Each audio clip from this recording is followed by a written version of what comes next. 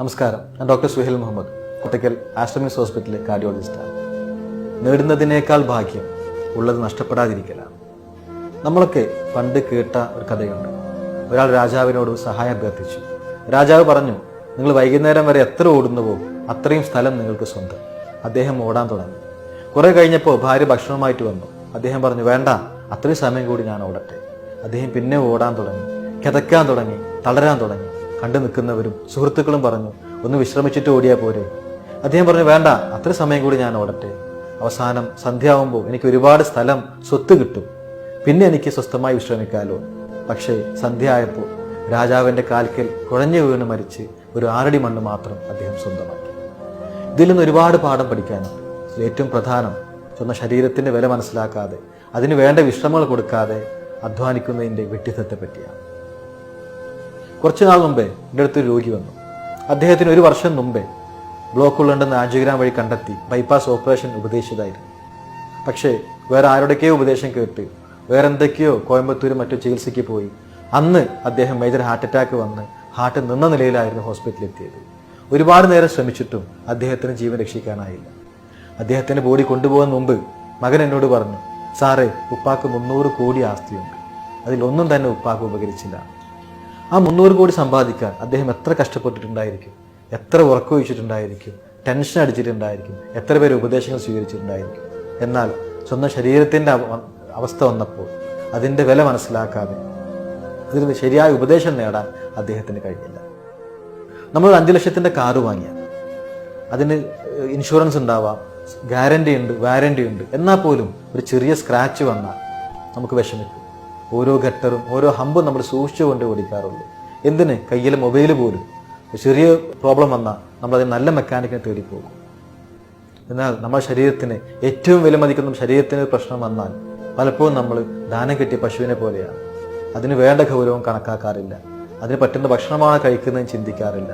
അസുഖം വന്നാലും റോഡിന് അരികിൽ നിന്നുള്ള മരുന്ന് കഴിച്ചും ചായപ്പിടിയിൽ നിന്നുള്ള ഉപദേശം സ്വീകരിച്ചും അപകടത്തിന് പെടുകയാണ് പലപ്പോഴും പതിവ്. അതിനേക്കാൾ ഏറെ സങ്കടം പുകവലിച്ചുകൊണ്ടും മദ്യപിച്ചുകൊണ്ടും ആരോഗ്യത്തെ നശിപ്പിക്കുന്നു എന്നുള്ളതാണ്. ജോലിയുടെ ടെൻഷനാണ്, അല്ലെങ്കിൽ മാനസിക പിരിമുറുക്കമാണ് എന്നൊക്കെയാണ് പലപ്പോഴും പുകവലിക്കുന്നവരും മദ്യപിക്കുന്നവരും ന്യായീകരണങ്ങൾ നിരത്താറ്. എന്നാൽ ആ ജോലിയിൽ നിന്ന് സമ്പാദിക്കുന്ന അത്രയും അവസാനം ആശുപത്രിയിൽ കൊണ്ടുപോയി സ്വയം ഖേദത്തിലാവുകയാണ് ഭൂരിപക്ഷം ആളുകളുടെയും അന്ത്യം. ഇങ്ങനെ വരുന്ന അസുഖങ്ങൾ ഒരിക്കലും വിധിയെ പഴിക്കാൻ പറ്റില്ല. ഇതെല്ലാം ആത്മഹത്യകളാണ്, നന്ദികേടിൻ്റെ ആത്മഹത്യ. നമ്മൾ തിരിച്ചറിയണം, ഏറ്റവും വലിയ സമ്പാദ്യം നമ്മുടെ ആരോഗ്യം തന്നെയാണ്. അതുണ്ടെങ്കിലേ ബാക്കി നമ്മൾ എന്ത് സമ്പാദിച്ചാലും എത്ര പേര് കൂടെ ഉണ്ടായിട്ടും കാര്യമുള്ളൂ. അതില്ലെങ്കിൽ നമ്മുടെ സമ്പാദ്യങ്ങൾ അത്രയും ബാക്കിയെല്ലാം പേരിന് മാത്രമായിരിക്കും. ഒരു മൂക്കിലൂടെ ട്യൂബ് ഇട്ടുകൊണ്ട് ഭക്ഷണം കഴിക്കേണ്ടി വരുന്ന ആളോട് ചോദിച്ചു നോക്കണം, അദ്ദേഹത്തിൻ്റെ ജീവിതത്തിലെ ഏറ്റവും വലിയ സ്വപ്നം വായിൽ കുറച്ച് വെള്ളം വെച്ച് ഒരു തണുത്ത വെള്ളം കൊണ്ട് തൊണ്ട നനയ്ക്കുക എന്നുള്ളതായിരിക്കും. അതിനുവേണ്ടി എവിടെയൊക്കെ ഓടാനും എവിടെയൊക്കെ പോകാനും എത്ര ചെലവഴിക്കാനും അദ്ദേഹം തയ്യാറാണ്. സ്ട്രോക്ക് വന്ന് കൈകാലിൽ തളർന്നുകൊണ്ട് കിടക്കുന്ന ഒരാളെ പോയി കാണണം. അദ്ദേഹം പറയും, തൻ്റെ സമ്പാദ്യം മുഴുവൻ ഞാൻ ചെലവഴിക്കാം, തൻ്റെ സാമ്രാജ്യങ്ങളിൽ മുഴുവൻ അടിയറ വയ്ക്കാം. എനിക്ക് ഈ ബെഡിൽ നിന്നുള്ള മലമൂത്ര വിസർജനങ്ങൾ ഒഴിവാക്കിക്കൊണ്ട് മൂത്രത്തിൻ്റെ ട്യൂബ് വലിച്ചെറിഞ്ഞുകൊണ്ട് ഒന്ന് നേരെ ചൊവ്വെ നിന്ന് 2 അടി നടന്ന് ഒന്ന് ബാത്റൂമിലെങ്കിലും പോകാൻ കഴിഞ്ഞെങ്കിൽ. ശ്വാസം മുട്ടായിക്കൊണ്ട് വീട്ടിൽ ഓക്സിജൻ വെച്ച് കഴിയുന്ന ആൾ പറയും, ഒരു ശ്വാസം എടുക്കാൻ എന്തോരം ബുദ്ധിമുട്ടുണ്ടെന്ന്. അദ്ദേഹം പണ്ട് വലിച്ചിരുന്ന പുകച്ചുകൾ ഓരോന്നും ഖേദമായി അദ്ദേഹത്തിന് മനസ്സിൽ ഓടിയെത്തുന്നുണ്ടാവും. ഈ അടുത്ത് ഒരു അച്ഛന് ക്യാൻസർ വന്നു. മകൻ പറഞ്ഞു, സാറേ, എത്ര കോടി വേണമെങ്കിലും ചെലവഴിക്കാം, അച്ഛൻ്റെ ക്യാൻസർ ഭേദമാക്കാൻ പറ്റും. പക്ഷേ കറൻസികൾക്ക് കടലാസിൻ്റെ വില പോലും വരാത്ത ഒരു സന്ദർഭങ്ങൾ വരും. അതുകൊണ്ട് ഓരോ പുകവലിക്കുമ്പോഴും ഗ്ലാസുകൾ കൂട്ടിമുട്ടി ചേസ് പറയുമ്പോഴും നമ്മൾ ഓർക്കുക, ഒരു വാരണ്ടിയോ ഗ്യാരണ്ടിയോ ഇൻഷുറൻസോ ഇല്ലാത്ത, റീപ്ലേസ്മെന്റ് പോലും പറ്റാത്ത, പലപ്പോഴും റിപ്പയർ പോലും പറ്റാത്ത ഒരു മെഷീനെയാണ് നമ്മൾ നശിപ്പിച്ചുകൊണ്ടേയിരിക്കുന്നത്. ആ മെഷീൻ കേടുവന്നാൽ തീർന്നു നമ്മുടെ എല്ലാ ആർഭാടങ്ങളും ജീവിത സുഖങ്ങളും.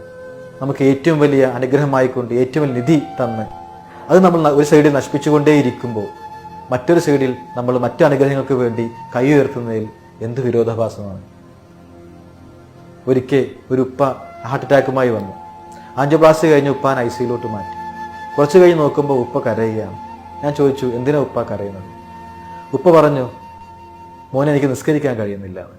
ഞാൻ പറഞ്ഞു, കിടന്നുകൊണ്ട് നിസ്കരിച്ചൂടെ, അത് ചെയ്യാലോ? അദ്ദേഹം പറഞ്ഞു, മോനെ, നിലത്ത് നെറ്റിവെച്ച് സുജൂദ് ചെയ്തുകൊണ്ടുള്ള നിസ്കാരം, അതിൻ്റെ സുഖം അതില്ലാത്തത് വളരെ സങ്കടമാണ്. നമ്മുടെ ജീവിതത്തിലെ ഓരോ കാര്യങ്ങൾ അത് നഷ്ടപ്പെടുമ്പോഴാണ് നമുക്കതിൻ്റെ വില എത്രയെന്നും അതിന് പകരം വയ്ക്കാൻ മറ്റൊന്നില്ല എന്നും അതിൽ നിന്നുണ്ടാക്കുന്ന ശൂന്യത വലുതാണെന്നും മനസ്സിലാവും. അതുകൊണ്ട് ആരോഗ്യത്തെ നശിപ്പിക്കാതിരിക്കുക, നന്ദികേട് കാണിക്കാതിരിക്കുക. എല്ലാവർക്കും നന്മയ്ക്കായി പ്രാർത്ഥിച്ചുകൊണ്ട് നമസ്കാരം.